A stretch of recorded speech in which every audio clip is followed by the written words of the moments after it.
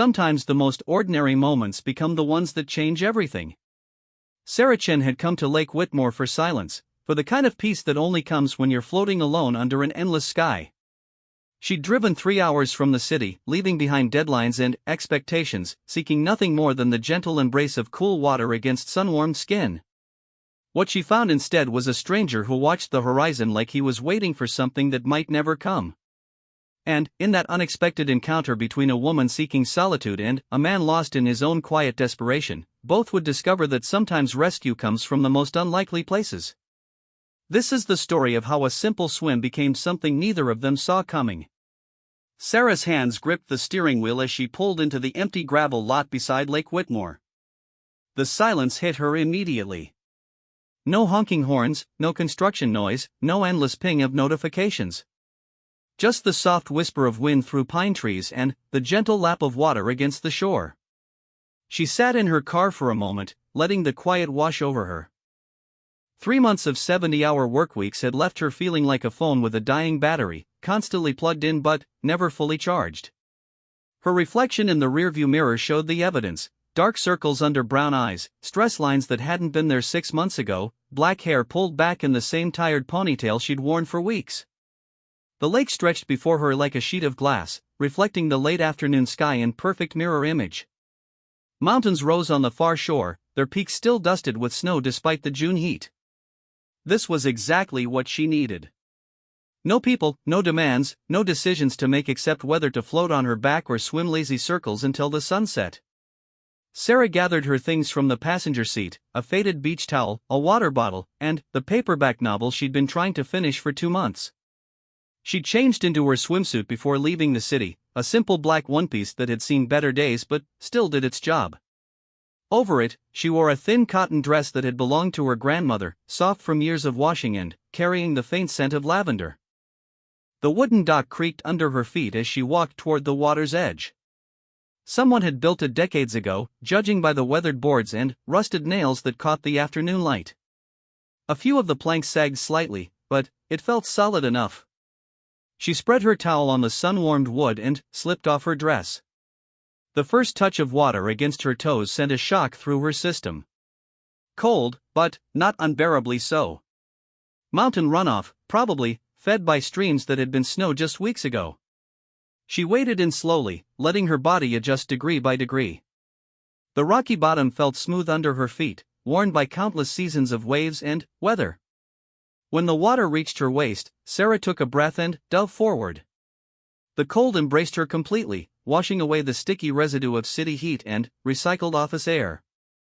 Underwater, the world became a blue-green silence broken only by the sound of her own heartbeat. She surfaced with a gasp that turned into laughter, the first genuine laugh she'd had in weeks. For the next hour, Sarah floated and swam without purpose or destination. She practiced the backstroke her high school swim coach had drilled into her, then switched to an easy freestyle that carried her in slow circles around the small bay. The sun moved across the sky, painting the water in shades of gold and amber. Her muscles, tight with months of stress, began to unknot in the gentle resistance of the lake. It was during one of her floating sessions, arms spread wide and eyes closed against the sky, that she first noticed him.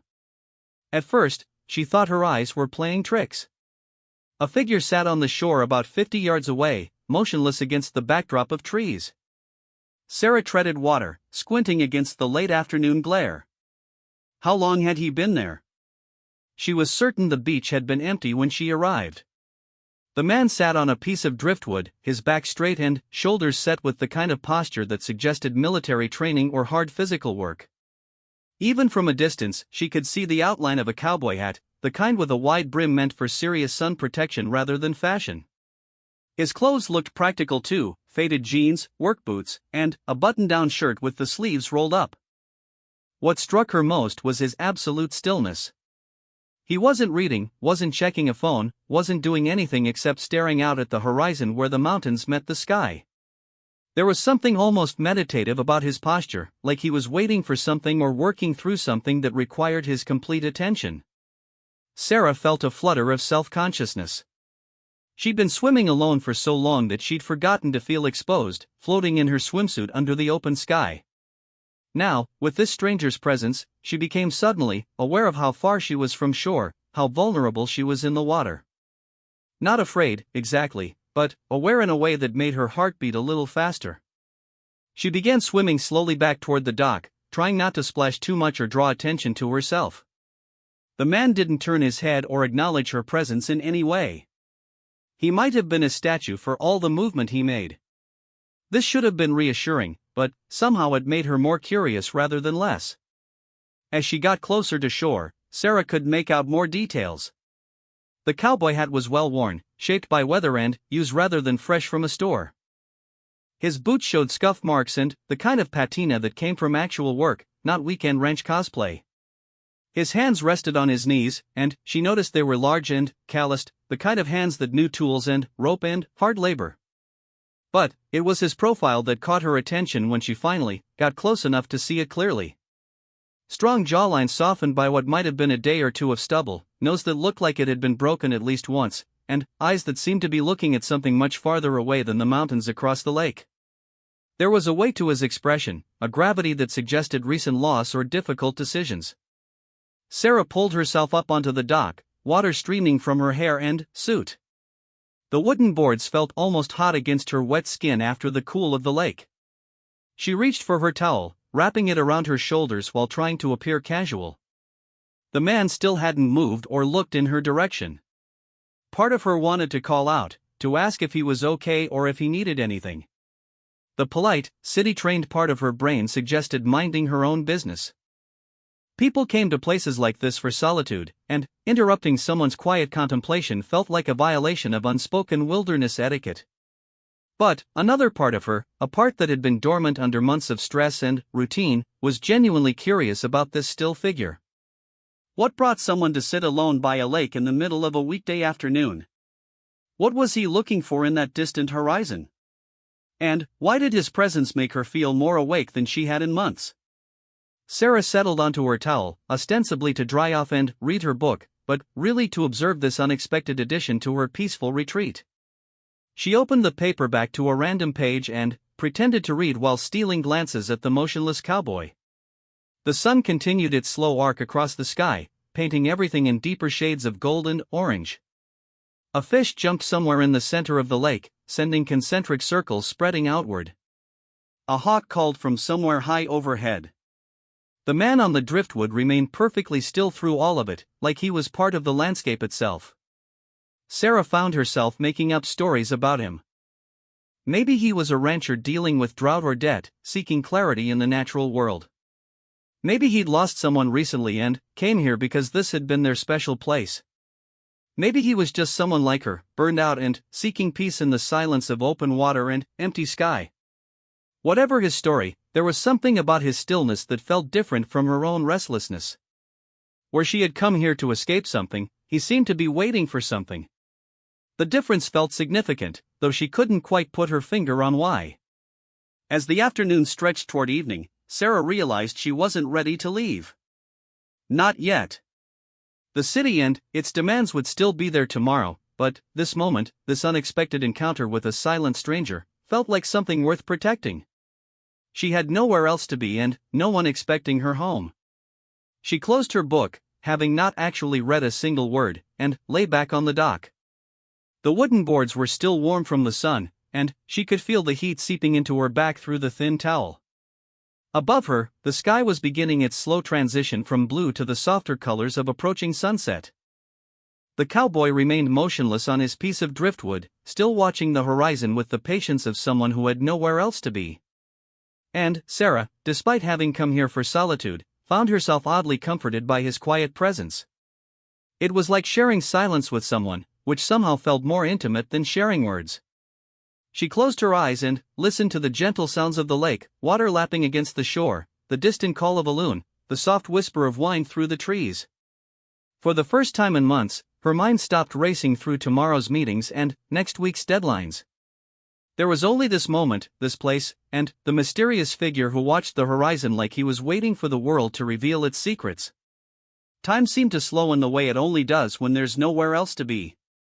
Sarah drifted in and out of a light doze, lulled by the warmth of the sun and the rhythmic sounds of the lake. Each time she opened her eyes, the cowboy was still there, still motionless, still patient in his vigil. As the sun began to sink lower toward the mountains, painting the sky in shades of pink and gold, Sarah realized that this day had become something different than what she'd planned. She'd come seeking solitude and found something else entirely.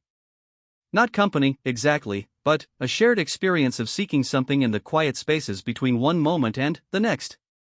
The sunset was painting the lake in colors that belonged on canvas rather than in real life when the cowboy finally moved. Sarah had been dozing on the dock, lulled by the warmth and the gentle lapping of water against the shore, when a soft splash made her open her eyes. He was walking into the water, still fully clothed in his jeans and work shirt, boots and all. The sight was so unexpected that Sarah sat up abruptly, her towel sliding off her shoulders. Who walks into a lake wearing boots? The water reached his knees, then his waist, and still he kept walking. His cowboy hat stayed firmly on his head, as if this were the most normal thing in the world. Sarah watched in fascination as he finally stopped when the water reached his chest, standing motionless in the lake just as he had been sitting motionless on the shore. For a long moment, they existed in the same space for the first time since she'd noticed him. Sarah on the dock, him standing waist-deep in the water about 20 feet away. The distance felt both vast and intimate, like they were the only two people left in the world. "The water's perfect," she found herself saying, the words escaping before she could think better of them. Her voice carried clearly across the still air, sounding strange after hours of silence. He turned his head toward her then, and she got her first clear look at his face. The setting sun caught his features in golden relief, weathered skin that spoke of years outdoors, eyes the color of storm clouds, and a mouth that looked like it smiled easily but hadn't done so in a while. He was probably in his early 30s, though the lines around his eyes suggested he'd lived more than his years might indicate. "It is," he agreed, his voice carrying a slight drawl that could have been Texas or Oklahoma or any of the wide-open places where the sky went on forever. "Been sitting here for 3 hours thinking about getting in. What took you so long?" Sarah asked, surprising herself with her boldness. Something about the approaching darkness and the surreal nature of the moment made normal conversation rules feel irrelevant. He considered this seriously, as if it were a question that deserved a real answer. "Wasn't sure I deserved it," he said finally. The honesty in his words hit Sarah like a physical force. She'd expected small talk about the weather or the beauty of the lake, not this raw admission from a complete stranger. "Deserved what? A swim? Peace, I guess." He moved slightly in the water, the ripples spreading outward in perfect circles. "Seems like something you ought to earn, not just take." Sarah felt something shift in her chest, a recognition of familiar territory. How many times had she worked late into the night, denying herself rest or pleasure until she'd somehow proven she'd earned it? How many times had she felt guilty for taking time off, as if relaxation were a luxury she hadn't yet deserved? What if it's not about deserving, she heard herself ask. What if it's just about being human? He looked at her more directly then, and she could see him really seeing her for the first time. Not just noticing her presence, but taking in who she was, a woman in a black swimsuit sitting on a weathered dock, asking philosophical questions as the sun set behind the mountains. She felt exposed under his gaze, but not uncomfortable. More like she was being recognized rather than judged. "You from around here?" he asked, though his tone suggested he already knew the answer. "Seattle," Sarah replied. "You?" "Nowhere specific anymore." There was a story in those words, but he didn't elaborate. Instead, he asked, "What brought you all the way out here?" Sarah considered lying, giving one of the easy answers about loving nature or wanting adventure. Instead, she found herself matching his honesty with her own. "I was drowning in my own life. Thought maybe if I came somewhere quiet, I could figure out how to breathe again." He nodded as if this made perfect sense. "And, did you? Figure it out?" "Not yet," she admitted. "But I think I'm getting closer." They fell into silence again, but it felt different now. Less like two strangers ignoring each other and more like two people sharing space intentionally. The sun continued its descent toward the mountains, turning the water into liquid gold. "I'm Sarah," she said eventually. "Jake." He moved closer to the dock, the water now reaching just above his waist. Sarah from Seattle. Jake from nowhere specific. He almost smiled at that, the corners of his mouth twitching upward before settling back into their neutral position. Something like that. Sarah slipped her legs over the edge of the dock, letting her feet dangle in the water. It felt cooler now as the air temperature began to drop with the sun, but still pleasant against her skin. Can I ask what you're waiting for out here? Jake was quiet for so long that Sarah thought he might not answer.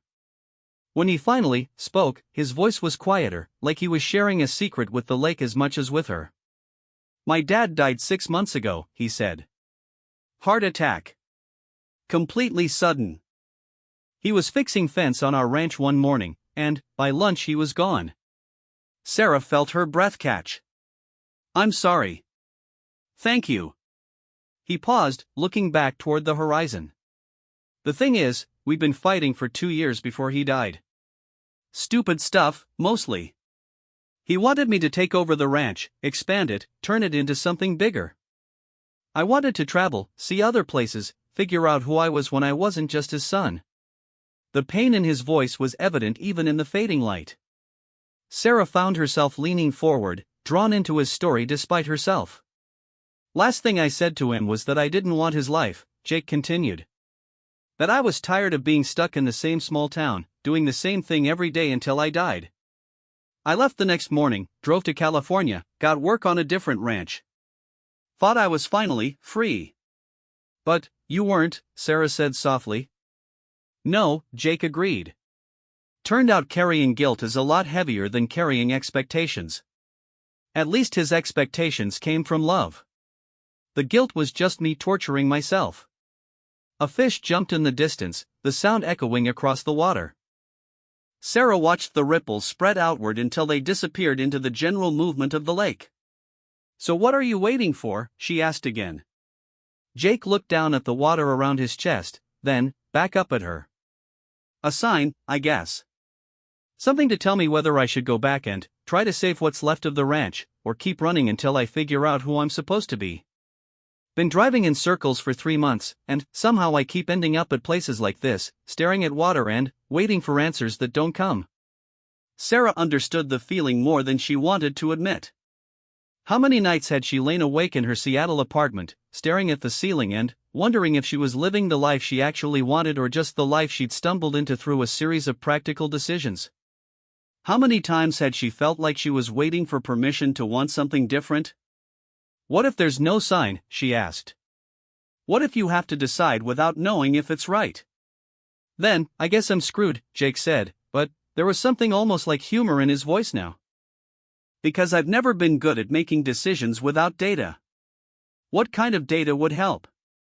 He considered this, moving through the water with slow, deliberate steps. He was close enough now that Sarah could see the details of his face clearly, a small scar above his left eyebrow, eyes that were more green than gray in the fading light, stubble that suggested he'd been traveling for a while without worrying about appearances. I'd want to know if going back means I'm honoring his memory or just giving up on my own dreams, Jake said. I'd want to know if staying away means I'm being true to myself or just running from responsibility. I'd want to know if there's a way to be both the man he raised and the man I want to become. Sarah felt something click into place in her chest, a recognition of shared territory. What if those aren't mutually exclusive? What do you mean? Well, Sarah said, swinging her legs gently in the water, what if the fact that he raised you to question things, to want more, to not just accept the status quo, is actually part of his gift to you? What if the reason you're struggling with this decision is because he taught you to think for yourself? Jake went very still in the water, and Sarah could see the wheels turning behind his eyes. She pressed on, feeling like she was discovering something important for both of them. Maybe the choice isn't between his dreams and yours, she said. Maybe it's about finding a way to honor what he gave you while still becoming who you're meant to be. Maybe he was fighting with you because he saw your potential and wanted to challenge you to think bigger, not smaller. For a long moment, the only sound was the gentle movement of water against the dock and the distant call of an owl beginning its evening hunt. Jake stood motionless in the lake, and Sarah found herself holding her breath, wondering if she'd overstepped by offering advice to someone whose story she barely knew. You know what's funny? Jake said eventually. The ranch is sitting there dying while I'm out here trying to decide whether I want it. Property taxes piling up, equipment breaking down, cattle contracts we can't fulfill because there's no one to run the operation. By the time I make my decision, there might not be anything left to decide about. Sarah heard the real fear in his voice now, the thing that had been hiding under all the philosophical uncertainty. How long do you have? Another month, maybe 2, before the bank starts foreclosure proceedings. He looked up at the sky, where the first stars were beginning to appear. Funny how running away to find yourself can end up costing you everything you were running from. So why don't you go back? Sarah asked gently. Jake was quiet for a long time, and, when he spoke, his voice was barely above a whisper. Because I'm scared I'll hate it. And, I'm scared I'll love it. And, I don't know which one scares me more. Sarah felt tears prick at the corners of her eyes, though she couldn't have said exactly why. Maybe it was the raw honesty of his admission, or maybe it was recognition of her own fears reflected back at her. How many times had she stayed in situations that felt safe but unfulfilling because the unknown felt too terrifying to face? What if you tried it for a while, she suggested. Not as a permanent decision, but as an experiment. Give yourself 6 months to see if you can find a way to make the ranch work that feels true to who you are now. And, if I can't? Then, at least you'll know you tried. And, you'll have saved something your father loved, even if it's not in the exact form he imagined. Jake moved closer to the dock, close enough now that Sarah could have reached out and touched his shoulder. The water lapped around his chest, and she could see goosebumps forming on his exposed arms as the temperature continued to drop. You're going to freeze out there, she said. Probably, he agreed, but he didn't move toward shore. Instead, he looked up at her with something that might have been hope. You want to know what's really crazy? What? This is the first time in 6 months that I felt like maybe there might be a path forward that doesn't require me to choose between being my father's son and being myself. Sarah felt warmth spread through her chest despite the cooling air. Sometimes it takes talking to a stranger to see things clearly. Is that why you're here? Jake asked. Talking to strangers? Sarah laughed, surprising herself. No, I was actually trying to avoid all human contact. But, I'm glad I failed. Me too, Jake said, and this time the almost smile made it all the way across his face.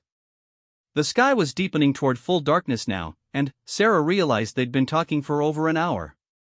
Time had passed without her noticing, the way it did when you were completely absorbed in something. She couldn't remember the last time she'd had a conversation that felt this real, this immediate. I should probably get out before I turn into an ice cube, Jake said, but he still didn't move toward shore. Probably, Sarah agreed, but she made no move to gather her things either.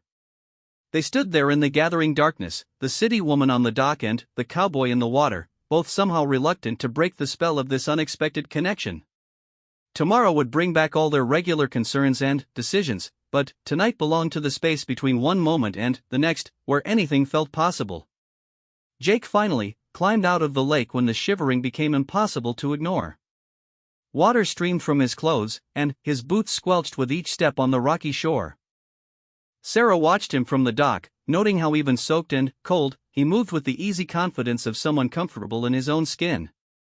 That was possibly the dumbest thing I've done in months, he said, water dripping from the brim of his hat. But, did it help? Sarah asked.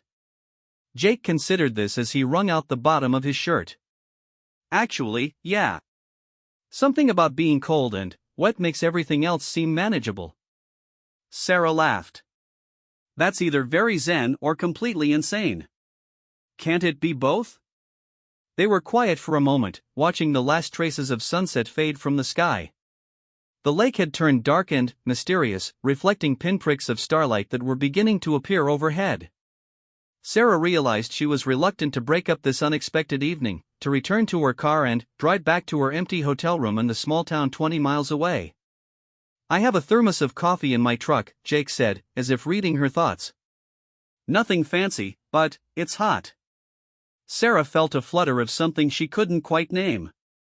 Warning bells from her practical city brain mixed with excitement from a part of herself that had been dormant too long. She barely knew this man. Meeting strangers in isolated places went against every safety rule she'd ever learned. But something about Jake felt fundamentally safe, despite the fact that he was still essentially a mystery to her. Maybe it was the way he'd shared his story so openly, or the gentleness in his voice when he talked about his father. Maybe it was simply that anyone who stood in cold water for 20 minutes thinking through their problems was probably more introspective than dangerous. "I'd like that," she said, surprising herself. Jake's truck turned out to be an old Ford pickup, probably from the late 90s, with a dent in the front bumper and paint that had faded from whatever color it had originally been to a dusty compromise with the sun. But it was clean, and when Jake pulled a large thermos from behind the driver's seat, Sarah could smell that the coffee was actually good coffee, not the bitter truck stop swill she'd expected. "I'm a bit of a coffee snob," Jake admitted as he poured the dark liquid into two mismatched mugs. "One of the things I picked up traveling. You taste enough bad coffee, you learn to appreciate the good stuff." Sarah accepted the mug gratefully, wrapping her hands around the warm ceramic. She'd thrown her cotton dress back on, but the evening air was cooling rapidly, and the heat felt wonderful against her palms. The coffee was indeed excellent, rich and smooth with hints of chocolate and something she couldn't quite identify. "This is really good," she said. "Where did you learn to make coffee like this?" "Colorado ranch where I worked for a few months," Jake replied, settling against the truck's tailgate. His wet clothes were already starting to steam slightly in the cool air. The foreman there was from Portland originally, brought his coffee obsession with him to cattle country. "Taught me that good coffee is one of the few luxuries that doesn't cost much but makes everything better." They stood there drinking coffee and watching the stars emerge, the conversation flowing more easily than seemed possible for two people who'd known each other for less than 3 hours. Sarah found herself telling Jake about her job, about the endless meetings and impossible deadlines, about the way she'd gradually stopped doing things she enjoyed because there was never enough time. "What did you used to enjoy?" Jake asked. Sarah had to think about it, which was depressing in itself. "Photography," she said finally. "I used to spend weekends driving around looking for interesting things to photograph. Old buildings, people on the street, patterns in nature. I haven't picked up my camera in over a year." "What stopped you?" "Life, I guess. Work got busier, and weekends became catch-up time. I told myself I'd get back to it once things slowed down, but things never slowed down. They just got faster." Jake nodded as if this made perfect sense. "Same reason I stopped playing guitar. Always something more urgent that needed doing." "You play guitar?" "Used to. My mom taught me when I was a kid. Nothing fancy, just campfire songs and some old country standards. But I loved it." He paused, looking up at the star-filled sky. "I used to think I might try to make music somehow, maybe write songs about ranch life and wide open spaces. Dad always said it was a nice hobby but not a way to make a living." "Maybe he was just scared," Sarah suggested gently. "Parents sometimes discourage their kids' dreams because they're afraid of them getting hurt." "Maybe," Jake agreed. "Or maybe he was just practical. Hard to make money with music in the middle of nowhere." "But there are other ways to think about success," Sarah said. "I mean, what if making music wasn't about making money? What if it was about making life more meaningful?" Jake looked at her thoughtfully. "You sound like you're talking about more than just guitar playing." Sarah felt heat rise in her cheeks, even in the darkness. "I guess I am. I've been thinking a lot lately about what I'm actually working toward. I make good money, I have a nice apartment, I can afford things. But I'm not sure I'm building a life I actually want to live. So what would that life look like? If you could design it from scratch?" The question hung in the air between them, and Sarah realized no one had asked her that in years. Everyone wanted to know about her career goals, her 5-year plan, her professional aspirations. No one asked about the life she wanted to live when she wasn't working. "I think I'd want more time," she said slowly. "Time to take pictures, time to read books that aren't about productivity or professional development. Time to cook real meals instead of grabbing takeout on the way home from the office. She paused, then added quietly, time to sit by lakes and have conversations with interesting strangers. Jake smiled, the first full, genuine smile she'd seen from him. That sounds like a pretty good life. What about you? If you could design your life from scratch? Jake was quiet for a long time, long enough that Sarah wondered if he was going to answer. When he finally spoke, his voice was thoughtful. I think I'd want to find a way to honor the things my dad taught me while still making room for the things that feel true to me now.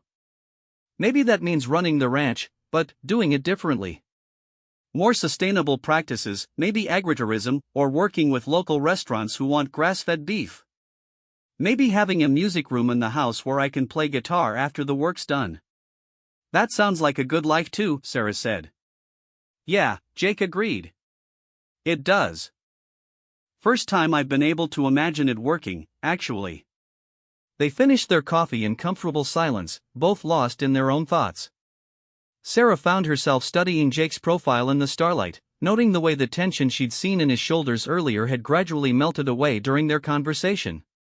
He looked younger now, more relaxed, like talking through his dilemma had lifted some weight she hadn't even realized he'd been carrying.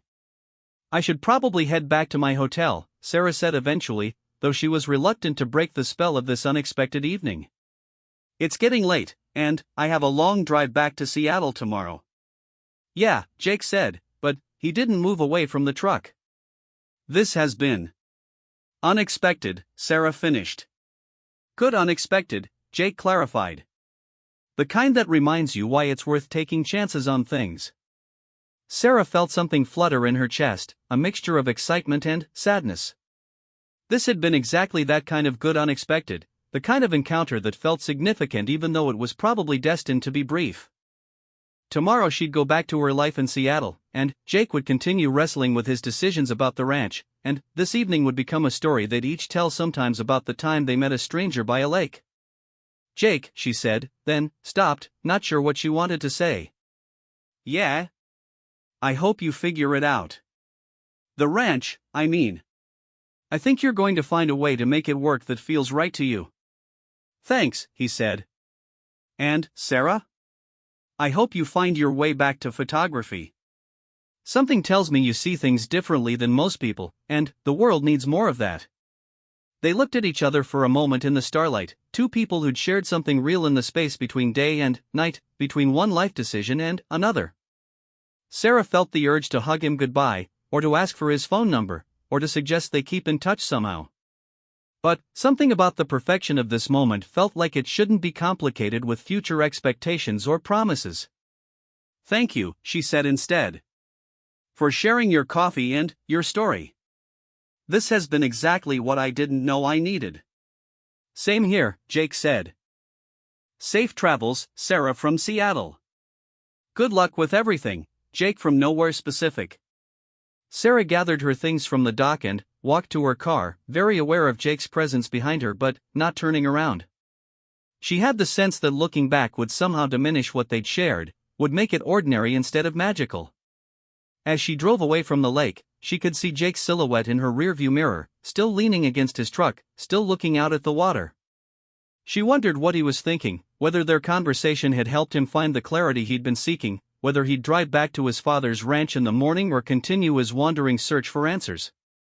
The drive back to her hotel passed quickly, her mind replaying the evening's conversation and the unexpected pleasure of connecting with someone so completely outside her normal world. It had been months since she'd had a conversation that felt genuinely meaningful, months since she'd talked about anything deeper than work projects and weekend plans. In her hotel room, Sarah found herself looking at her reflection in the bathroom mirror and seeing something different than she had that morning. The stress lines were still there, the dark circles hadn't magically disappeared, but there was something in her eyes that hadn't been there in weeks. A brightness, maybe, or a sense of possibility she'd forgotten she could feel.